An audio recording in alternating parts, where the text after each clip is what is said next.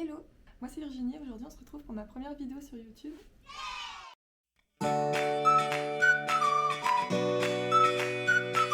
Sur cette chaîne on va parler de crochet, je vais vous apprendre les bases. Et aujourd'hui dans cette vidéo je vais vous partager tous mes conseils pour bien commencer, donc le matériel, l'endroit où acheter le matériel, les bases, les points de base, les pièges à éviter, donc tout ce qui est matériel inutile. Et sans plus tarder on va commencer. Du coup, pour commencer le crochet, évidemment, tu vas avoir besoin de crochets. Plusieurs types de crochets qui existent. Tu as les crochets en métal, en bois, en plastique. En vrai, moi, pour commencer, je te conseille les crochets en métal, donc comme ceux-là, ou comme ceux-là. Des petits crochets comme ça. La taille est écrite juste là. Alors, pourquoi un crochet 4 mm ou 5 mm? Parce que c'est beaucoup plus facile à manier. Quand on débute, et pour les points et les mailles, c'est aussi beaucoup plus simple d'avoir un crochet beaucoup plus gros. C'est ce qui est le plus simple parce qu'après les crochets tout petits, vraiment c'est hyper compliqué pour faire du crochet avec. Là, si vous arrivez à voir comme il est plus petit par rapport au crochet 4, voilà, du coup ça veut juste dire que vous allez crocher avec un fil beaucoup plus petit. C'est hyper compliqué de voir les mailles et c'est beaucoup plus simple avec un gros crochet. Pour le fil, moi ce que je te conseille c'est de commencer par du fil en acrylique ou du fil en coton. Donc le fil au coton, comme ça, hein, je pense que vous connaissez après ce genre de fil. En acrylique, c'est plus ce genre de fil. Pour la taille en général, c'est écrit sur les étiquettes, donc si tu prends un crochet 4 ou 5, fais en sorte que ton fil soit adapté. Parce que normalement là sur les étiquettes, vous voyez, sur celle-ci par exemple, là, ici, 4,5. Donc un crochet 4, 4,5, 5, c'est bien pour ce fil-là. Pareil pour celui-ci, là vous voyez, il y a écrit 5 mm. Du coup, un crochet 5 mm, c'est parfait pour crocheter avec. Vraiment, regardez les étiquettes, que ce soit bien la bonne taille pour le bon crochet. Sinon, ça va être juste trop compliqué si vous prenez un crochet trop grand par rapport à la taille du fil, ça va vous faire des trous. Et si vous prenez un crochet trop petit par rapport à la taille du fil, ça va être impossible de crocheter avec. Ça va être trop serré et vous n'y arriverez pas. Vous aurez aussi besoin de quelques autres accessoires, mais pas grand chose. Vraiment, vous pouvez débuter juste avec un crochet et du fil, vraiment. Du matériel dont vous aurez besoin, c'est un ciseau, évidemment. Pour couper les fils, c'est plus pratique. Une aiguille à laine, donc comme ceci.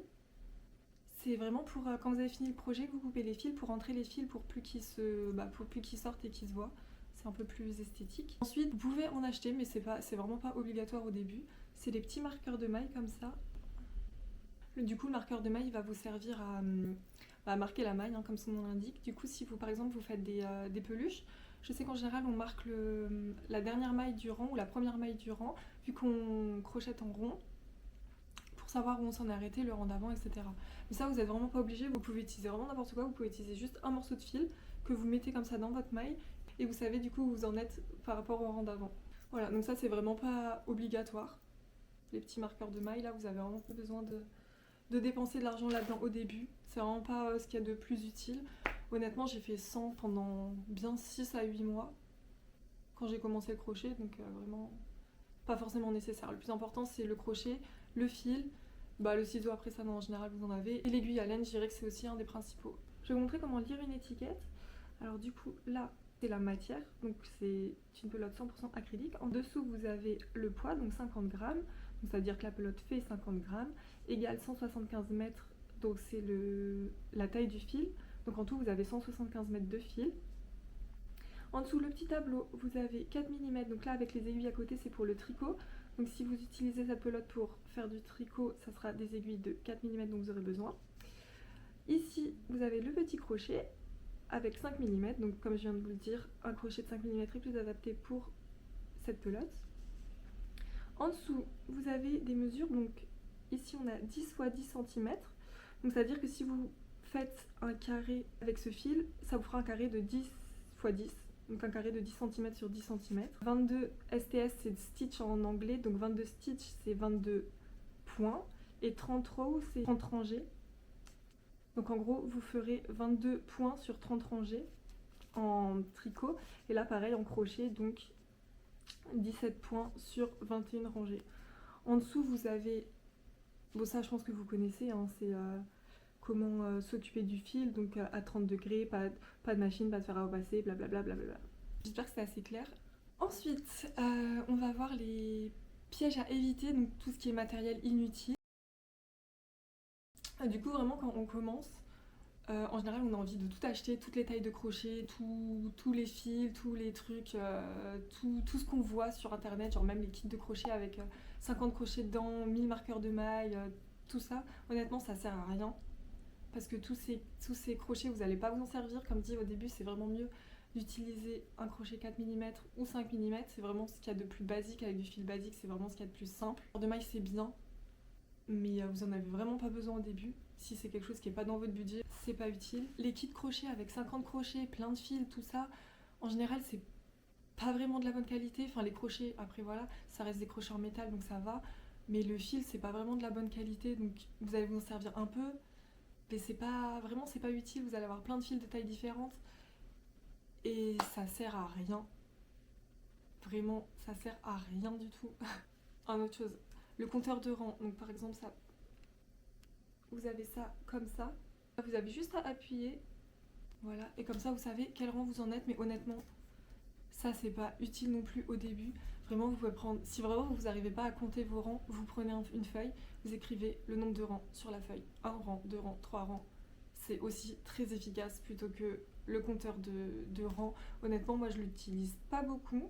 C'est une amie qui me l'avait offert, mais en vrai je l'utilise pas beaucoup parce que souvent j'oublie. Souvent j'oublie d'appuyer dessus, du coup je sais jamais à quel rang je suis, donc vraiment je préfère les recompter.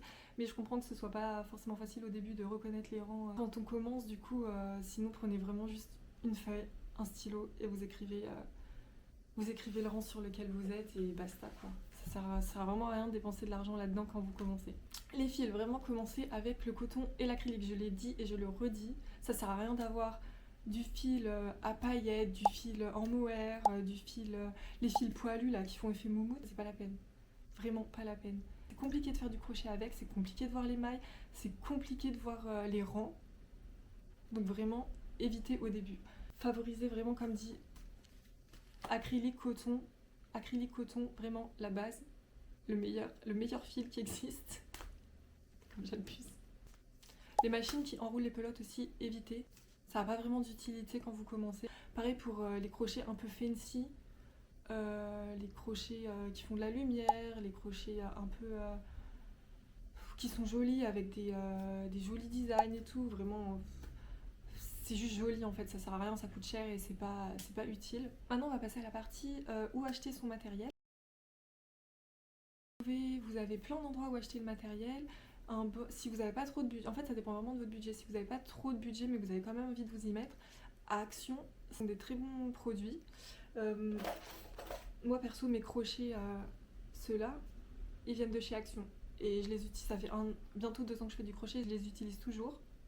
Ils sont vachement bien, ils sont ergonomiques, ils tiennent bien dans la main, c'est facile de crocheter avec. Et en vrai, moi je trouve pour le prix, c'est une bonne qualité. Bon, j'ai dit avant qu'il fallait pas acheter un pack, mais là c'était un pack avec. Il y a 6 crochets, je crois, dedans. Ouais, vous avez ce pack là avec 6 crochets. Vraiment, il est top.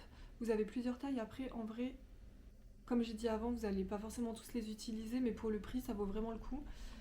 Ensuite, Action, ils ont aussi des pelotes. Coton acrylique, ils ont aussi de la laine chenille, je crois. La laine chenille, c'est celle qu'on utilise pour faire les peluches. La laine chenille, genre comme ça. Voilà. Je ne recommande pas forcément celle-ci non plus pour commencer, parce qu'elle est pas très facile d'utilisation. Enfin, moi, je trouvais au début que c'était pas très facile de se repérer dans les mailles et tout, donc, et dans les points. L'acrylique et le coton, en général, moi, c'est ce que j'avais utilisé au début. Ils sont assez bien pour commencer. Le coton, j'avais un peu moins aimé parce qu'il se dédouble, le fil se dédouble un peu plus facilement. Mais en vrai, en soi, pour commencer, c'est très bien pour le prix et pour les projets que vous allez faire. De toute façon, ça va pas être fou, ça va pas être incroyable ce que vous allez faire au début, donc vraiment pour la qualité, Action, c'est nickel pour commencer. Et Nose aussi, vous pouvez souvent trouver des pelotes qui sont d'assez bonne qualité, qui sont pas très chères vu que c'est du déstockage. Ensuite, vous avez aussi Sauce Train Grain, où moi j'avais acheté mon premier crochet là-bas et mes premières pelotes de coton là-bas. J'avais pris un crochet 3 mm et quelques pelotes qui vont avec 3 mm. Leur fil est très bien et leurs crochets sont très bien aussi si jamais, et le budget est correct. Il y a les boutiques comme Happy Wool, Fil d'Art, ça c'est un peu plus cher. Après sinon en ligne vous avez Hobby, donc c'est vraiment, moi c'est là où j'achète toutes mes pelotes en général. Hobby, vraiment là-bas que j'achète l'acrylique et le coton. Je trouve que c'est vraiment de la bonne qualité le prix est vraiment très raisonnable. Et ils ont souvent des promos, donc ça vaut le coup. Et, le fil est très bien, c'est de la très bonne qualité et c'est ce fil-là que j'utilise pour toutes les commandes qu'on me passe, pour ma boutique Etsy, etc.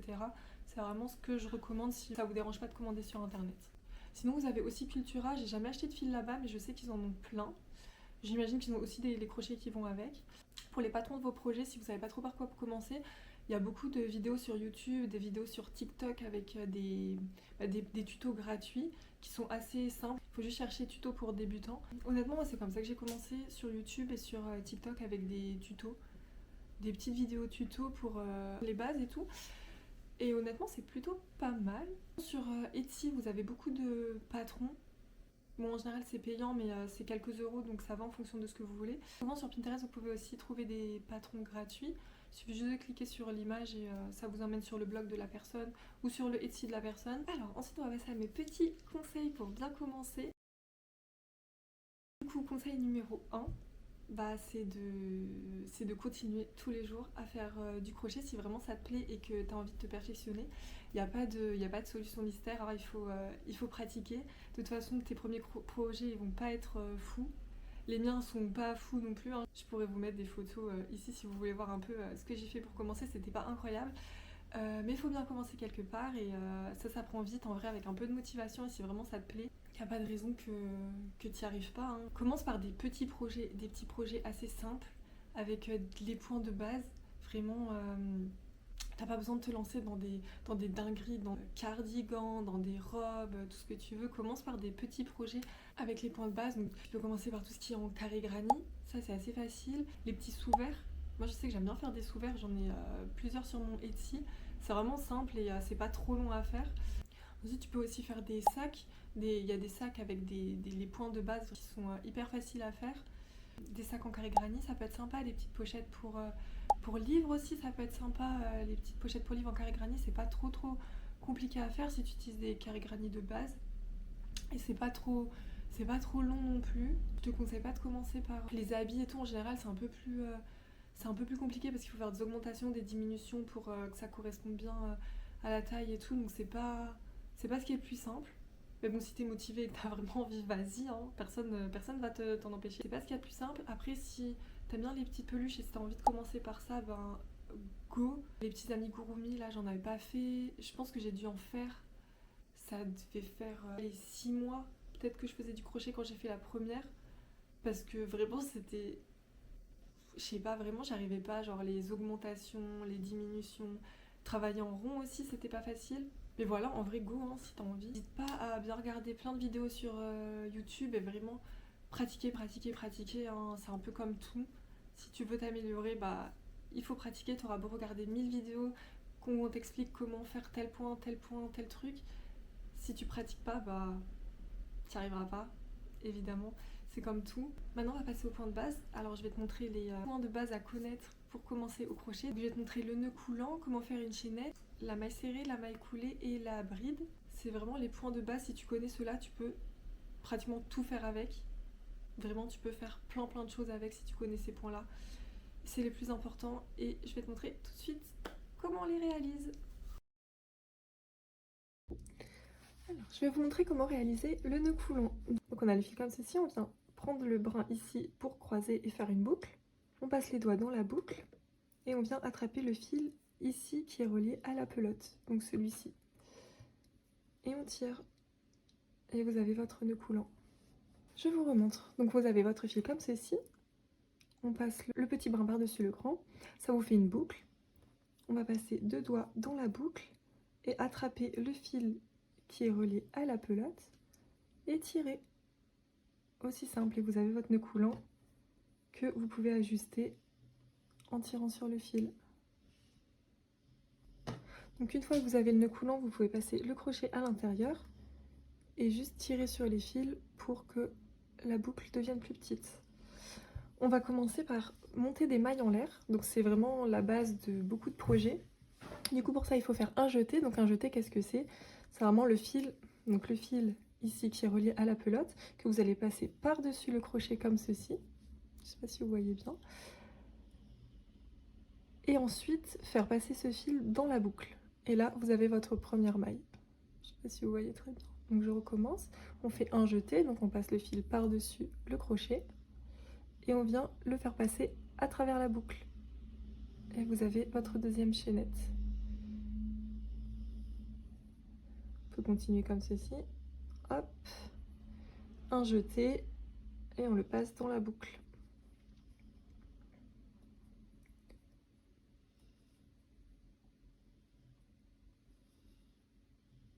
Et voilà ma petite chaînette. Maintenant, je vais vous montrer la maille serrée. Donc la maille serrée en anglais, c'est le single crochet. Donc pour faire une maille serrée, là on a toujours notre boucle sur le crochet. On va insérer le crochet dans la maille. Donc ici. Faire un jeté. Ressortir de la maille. Refaire un jeté et passer dans les deux boucles qu'on a sur le crochet. Je recommence. Donc on insère le crochet dans la maille ici. Donc là vous avez deux boucles sur le crochet. On vient faire un jeté. On passe à travers la première maille. Donc on a toujours maintenant deux boucles. On refait un jeté. Et on passe dans les deux boucles. On insère. On fait un jeté. On ressort. On refait un jeté. Et on passe dans les deux. Ensuite on a la demi-bride. Donc la demi-bride, on va faire un jeté, passer dans la maille. Ensuite, on va refaire un jeté, sortir de la maille, refaire un jeté et passer dans les trois boucles. Donc la demi-bride en anglais, c'est le half double crochet. Donc je remonte, on fait un jeté,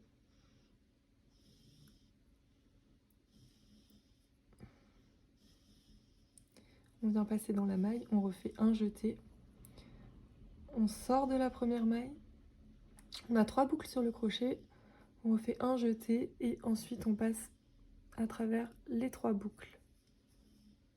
Voilà. Alors, je refais encore une fois. On a, hop là, un jeté. On insère.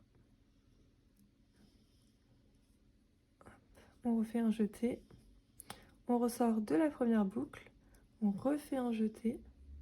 Et on passe dans les trois boucles. Hop là. Donc ça, c'était le half double crochet. La demi-bride.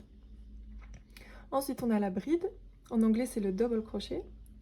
En fait, c'est à peu près pareil que le half double crochet. Il y a juste une étape en plus. Donc on va faire un jeté. On passe dans la maille. Hop. On refait un jeté. On ressort d'une maille. Donc jusque là, c'est pareil que la demi-bride. La différence là, c'est qu'on va refaire un jeté, passer uniquement à travers les deux premières boucles.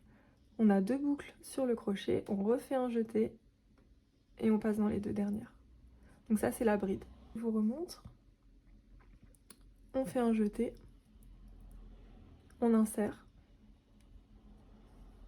on refait un jeté, on sort dans une boucle, on refait un jeté, on sort dans les deux boucles, on refait un jeté et on sort dans les deux boucles. Voilà. Du coup là, vous avez les trois points de base qui va du plus petit au plus grand. Je ne sais pas si vous voyez très bien. Donc là, on a nos mailles serrées, nos demi-brides et nos brides. Je vais vous montrer la maille coulée, donc en anglais le slip stitch. En général, c'est ce qu'on utilise pour finir à peu près les projets ou les rangs. On insère dans la maille, on fait un jeté et on passe à travers les deux boucles.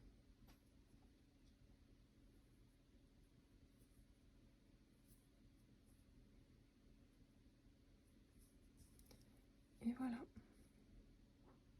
Voilà, j'espère que cette vidéo t'aura plu et j'espère que mes conseils auront été utiles et que tu auras appris des choses. Si jamais tu as des questions, n'hésite pas à les poser en commentaire, je répondrai à tout. Si vous êtes débutant et si vous avez des tips à donner pour les autres débutants, ou pour les gens qui ont vraiment envie de se lancer mais qui ont un peu peur. Et même si ça fait longtemps que vous faites du crochet, si vous avez d'autres tips à donner, n'hésitez pas dans les commentaires, hein, ça peut toujours être utile à tout le monde. Dis-moi du coup quel sera ton premier projet au crochet. Si vous voulez que je vous partage des tutos, n'hésitez pas aussi dans les commentaires à me dire ce qui vous ferait plaisir. Merci d'avoir regardé la vidéo, si elle t'a plu, n'hésite pas à t'abonner et à laisser un like, ça fait toujours plaisir. Merci d'avoir regardé la vidéo et à bientôt. Salut!